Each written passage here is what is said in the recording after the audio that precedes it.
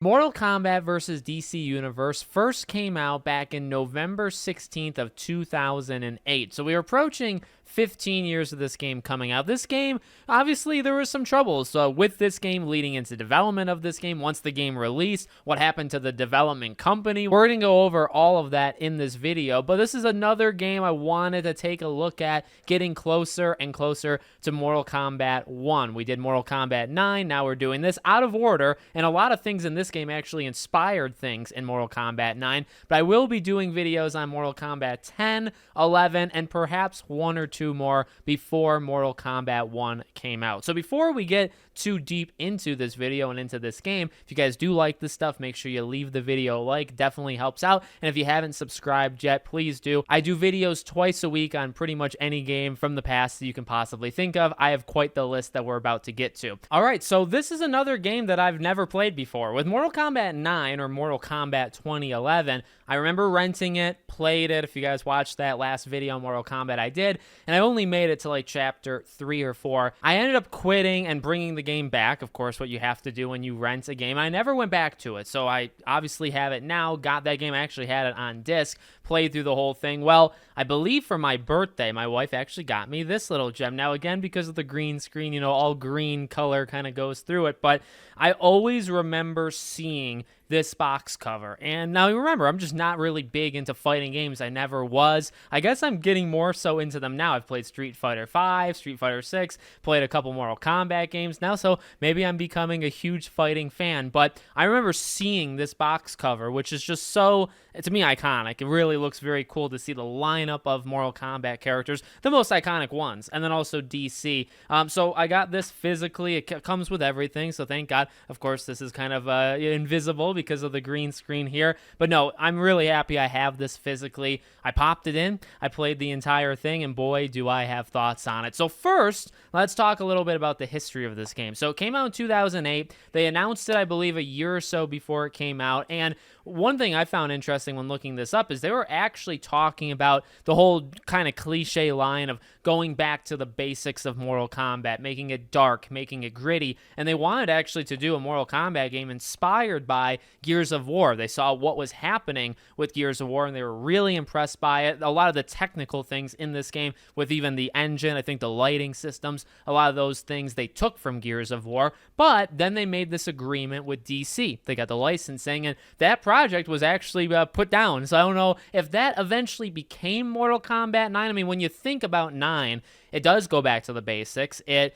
takes the stories of the originals. It tells them kind of in a new way. You don't have to have played the past ones to understand it. I really feel like Mortal Kombat 9 was what they were talking about, that they wanted to do back, I guess, in 2008, and they ended up making this game, Mortal Kombat versus DC. So this game came out, and it did pretty okay. The reception was pretty okay. The sales were pretty okay. However, it didn't save the company, and this was still Midway, right? So the development team, or what they called themselves, was Midway, and they filed for bankruptcy, I believe, the year after, I think right after Christmas. Ed Boon had talked about DLC. He wanted to do DLC for this game. I think Harley Quinn was one of the choices that they were going to do from the DC side of things, at least for DLC, and they canned it. There was no DLC, and that, I guess, looking back, is kind of a negative thing when you think about this game. The cast is not very big, and now going from Mortal Kombat 9 to now Mortal Kombat versus DC, yeah, the cast is a lot smaller, very, very small. At the same time, it is the iconic characters, and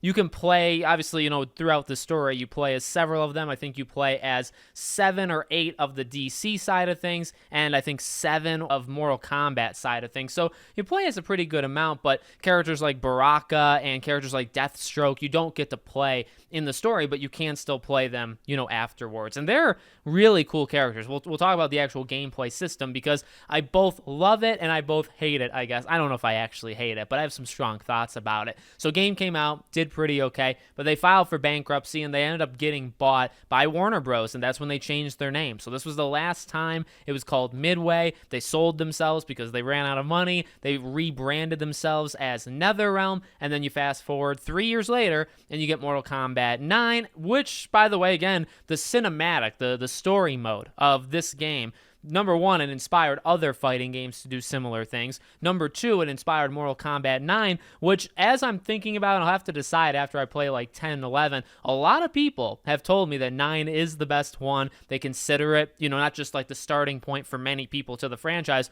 but just kind of all around the best roster, best story, just everything kind of like came together in this magical way.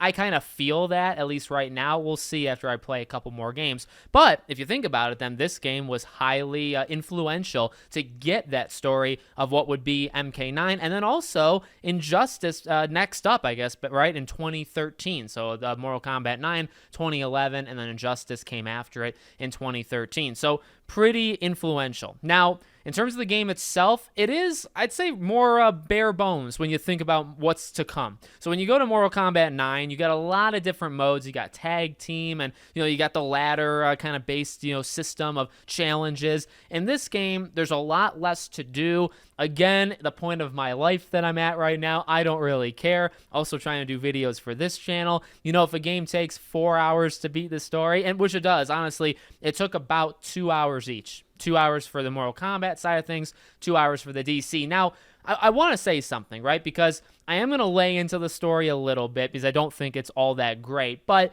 I want to just kind of take a couple steps back, look at it, and say, you got to appreciate this, right? I try to do that with like the last video I did on Futurama.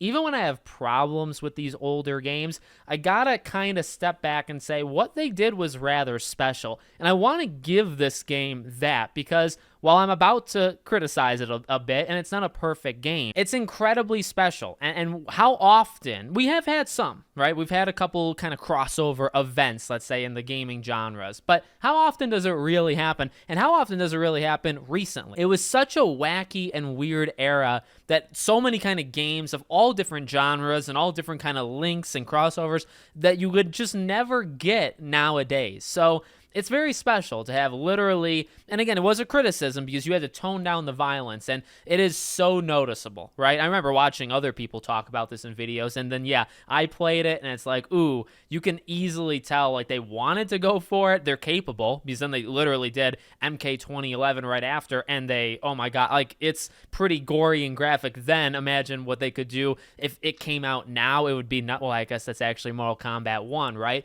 But they were clearly able to do it. But you did have to tone it down. But on the other side of things, you got your favorite Mortal Kombat characters fighting off against your favorite DC characters. So all in all, you kind of won. So let's get into the story a little bit of this game. So what happens here is two very similar timelines, or two very similar events that are happening. Now, I kind of like it. I don't know how much I like the idea of Dark Khan, the idea of melding, I guess, Darkseid and then also Shao Kahn together. I guess it's wacky and weird, and maybe you are supposed to lean into it. The way he looks kind of looks very silly, at least to me. But I like the idea that, at least on the Mortal Kombat side, and it's cool because, now I'm starting to, like, embrace the lore and figure out the lore. So, like, they just had a tournament, and it seems like Liu Kang won it, which is not all that surprising because that tends to happen, like, almost every time, it seems like, right? And Raiden, gets rid of Shao Kahn for good, but in him doing so, he messes up something, right? The worlds, different universes are kind of colliding. So basically, it's like Flashpoint, but without being Flashpoint. So he's doing that, and then meanwhile, Superman and, DC side of things, they're dealing with Darkseid, and Superman deals with Darkseid, and he ends up doing the exact same thing. So they both, Raiden and Superman, these gods, basically, right? They create just a dilemma because they weirdly, like, they shoot their opponent too hard, basically, into a portal. Like, they're about to both leave a portal. They shoot them too hard. They, like, mold with the portal, and then it kind of just destroys both universes, right? So they kind of start to collide. They walk into each other, so it's almost like you're walking down the street, and 1 second you're in Gotham, and then you're walking, and all of a sudden you're in, like, the Nether Realm, right? So you're with, like, Scorpion, and it's just very, I mean, that's the thing I'll have to criticize, franchise, right? It's a little odd how these people, because sometimes they'll show it, right? Because it's through like portals, and sometimes Scorpion will just show up and like take a character. I think he does it with Captain Marvel, just takes a character and pulls them in, and now they're, but like, how did he know? How did he know he'd be there in a different universe? Like, he was walking in like Metropolis, and you're pulling him in, and now he's in like your realm. It's like, how do they actually get from one place to the next? In Mortal Kombat 9, I had criticized very lightly, because I think overall they did a good job, the idea that when you're telling a story and you're doing the chapters with each character, right, you have to try to make it as organic as possible that they're going to fight somebody. And I think this game was very much the testing ground for that, and this game does not do it very well. There's plenty of times in the fights, or I guess lead up to the fights, where they'll just randomly start, right? It'll be very unorganic, I guess would be the word, where they just turn around. And what they use as a ploy, I guess, to get this to work is the anger, the rage, right? So not only are the universes coming together, but also the evil entity, which, by the way, the DC side of things, they figure it out so much faster than the Mortal Kombat. I played the Mortal Kombat story first, and I think overall, it's actually the better story. I think the characters kind of mesh better. I think it kind of works, like them turning on each other randomly. Like, I think that works more than the DC side of things. I think the DC side was a lot more messy. However, the DC side figures out what's going on, like that the realms are colliding, anger, but then who the villain is. The DC side of things, they figure it out very early, like within the first couple chapters. I think it's maybe like chapter 3 or 4. Mortal Kombat, oh my God, they find it out towards the very end. They got no, I find that very funny. Because again, I played the Mortal Kombat side first. They got no clue what's going on. They're like, why are we attacking each other? Why are we so angry all the time? And then like at the very end, they're like, oh, I get it. The DC side of things, they're like, no, we understand it. And again, they use that to turn them against each other, because you'll have like Wonder Woman and Katana just walks through a portal, again, like into her realm, and it's like, how did that even happen? And, you know, Wonder Woman is a very, like, she's bold and strong, but she's also like, she wants to take care of people. So, you know, she says, hey, come with me, like, what's going on? Let's get you some help. And then Katana, you know, the eyes turn yellow, and it's like, I'm gonna kill you. And it's like, where did this come from? And it's a way of making these characters that otherwise would not fight, because a lot of, really, both sides, you're dealing with a lot of good. Batman's not just going to randomly attack. Batman's pretty, like, you know, headstrong, where he figures things out rather quickly, right? He's not just going to randomly attack somebody. Even the Mortal Kombat side of things, when you have two people on the same kind of alliance, you're not going to have them suddenly attack. The only reason you would is when one of them kind of gets almost possessed, I guess, with anger. They turn around, and now suddenly you have to fight them. So it doesn't work perfectly, but again, you almost have to lean into it, where it's like they want them to fight each other. They sometimes want them to fight the opposite universes, you know, characters, and it works relatively okay. All right, again, there's nothing too special about the story besides, I guess, the fact that you have these universes collide. And what other game can you have Raiden fighting Superman and Joker fighting all these? Like, when is that really going to happen? Again, it really is special. As for the gameplay itself, well, this one caught me by surprise, and that is not like a clickbait, like an over-exaggeration thing at all. This gameplay is wild, and it is weird, and it is different. And again, it's almost like I should have played this game that came out first. I should have played this game first before Mortal Kombat 9, because obviously 9 went back to the more it's just side to side. There's no kind of 3D. There's no things revolving. This game is that, and it definitely took me a little bit to get into it. But I will say this. I actually kind of liked it. I like the idea that you can spin and you can kind of come towards the camera and away from the camera. So not only are you fighting left and right, but you can spin it as like a kind of a globe. I really like that, and I found that it was almost a way of, I don't know if it was like cheesing it, but like you could figure out somewhat cheap hits on the enemy. If they knock you down and then you roll towards the camera, you can sometimes roll behind them, because then they'll go forward and you'll suddenly be behind them because of how the camera works. I kind of liked it. I kind of liked the idea that the camera would follow. I think it made it somewhat special. I think it made it somewhat different, because I've played like Mortal Kombat 11. I don't think I played 10, but at the same time, maybe I did. Once I start to play it, I'll know if I've, I guess, experienced it before. But, you know, I'm not really used to this kind of fighting. I guess this takes us back to more of like, I think Soul Calibur was like this as well. I did play Soul Calibur back in the one with Geralt and Darth Vader as like DLC character, whichever one that was. I did play that just a little bit. So it took me kind of back to that feel. As for the gameplay itself, Okay, pro and con. Pro, it felt like everybody was dumbed down. And I do actually think when I was reading like the research of this video, they did talk about like making everybody even. So they were talking about like how do we make Superman less powerful because he'd be too powerful. Like, so they did mention that.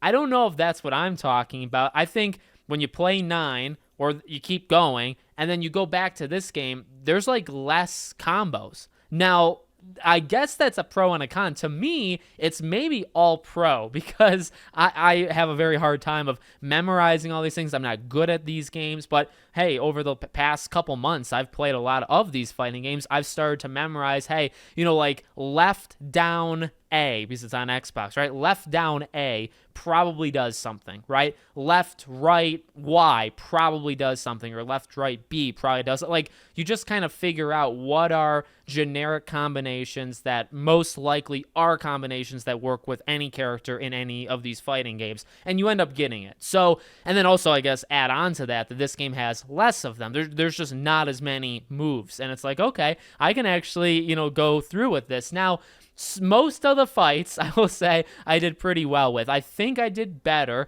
in this game than I did the next game, I guess, Mortal Kombat 9. However, I'm going to go back to the exact same thing I said in that video because I think it's even more true here. Sometimes the AI will just spike when you have no idea why it's doing it. So I said this with Mortal Kombat 9. It's the same. I think it's much worse here.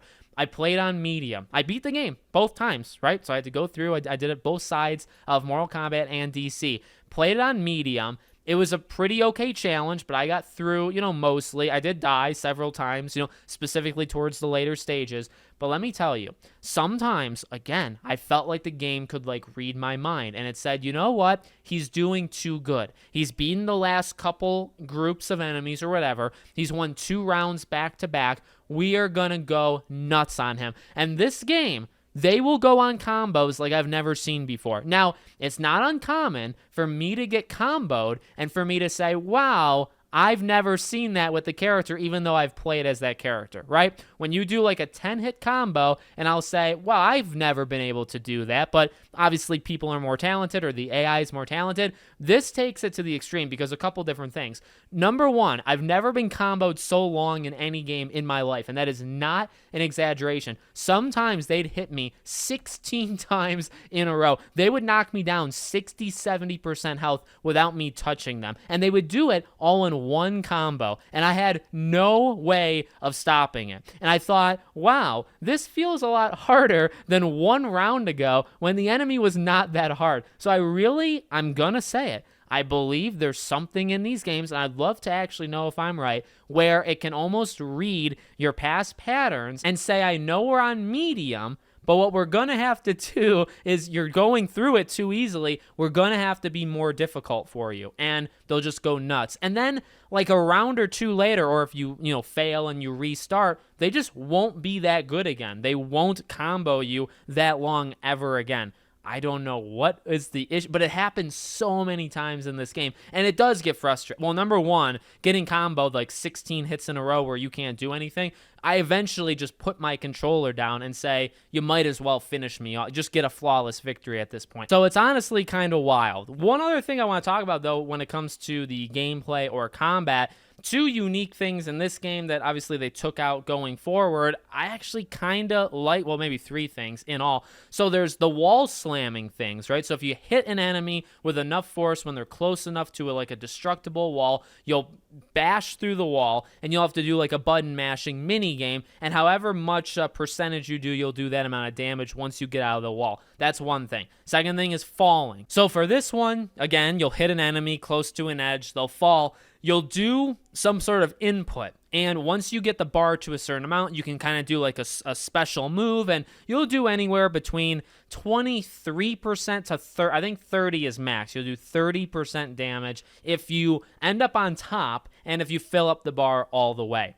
Now, when you're doing that, when you're doing those inputs, the opposing person has a chance to match you. If they match you with the same input at the same time, you'll flip around and they'll be on top. Whoever's on top last is the winner. Now, again, I like it. I like it generally because I think it's something different. I think it's kind of cool. It's an easy way to turn the tide. You can be losing and you can say, well, I'm going to try to knock this person off. And if I'm able to do that, well, then as they're falling, I'm going to be good. Even the rage mode is an easy way of doing it because you can get hit in rage mode, but it doesn't do as much damage and you do so much damage. So they have a lot of built-in ways to really turn the tide in a battle. But one thing I do not like, I mean, with the falling or the button mashing, I think is overall pretty okay. I guess grabbing, that's the other time it does it. So when you grab the enemy, you'll again input a thing, and if they can't match you, you'll just do an insane amount of damage. You know, if you're on the receiving side of things, it can get pretty frustrating. It can get pretty, now again, like I only played the AI, but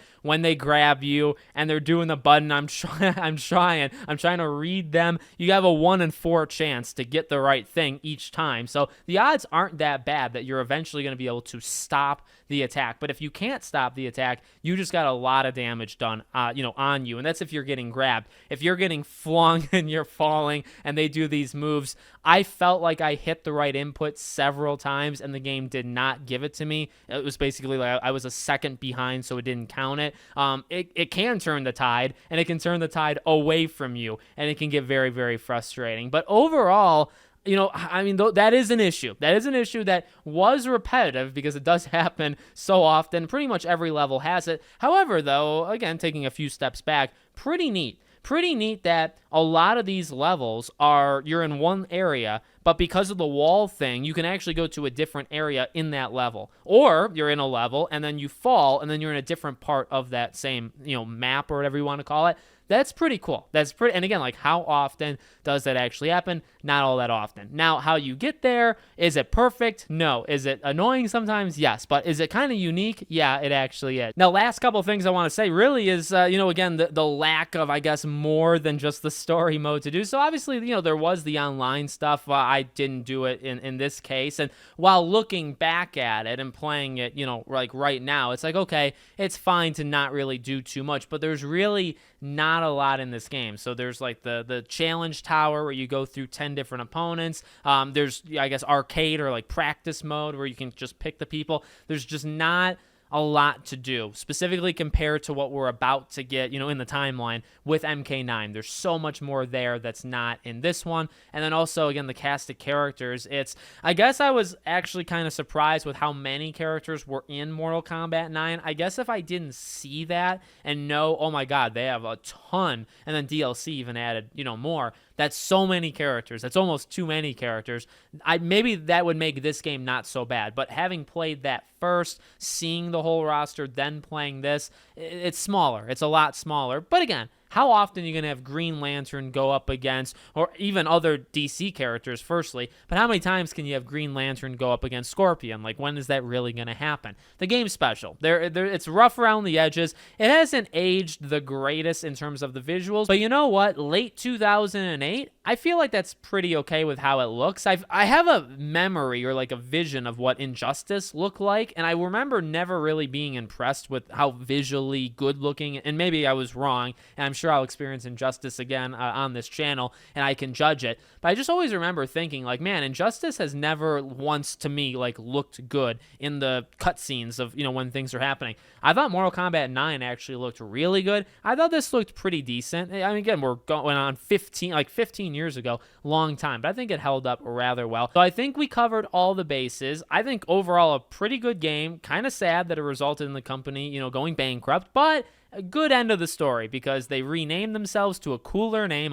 Midway, come on. I mean, that's the airport in Chicago, right? Like, that's not a cool name. So you get NetherRealm Studios. That's a sweet name. You get a really, really great game in what you're about to get in MK9. You get the Injustice franchise, and a lot of it was built on the back of this gem. started a lot of it. MK9 perfected a lot of it, and then they kind of just took that and ran with it. So this was kind of an important piece of history, and again, I'm very glad that I actually have this disc. So let me know what you guys think about this game in the comments. Make sure, as always, you're subscribed to the channel, bell icon turned on, and I'll see you all on the next one.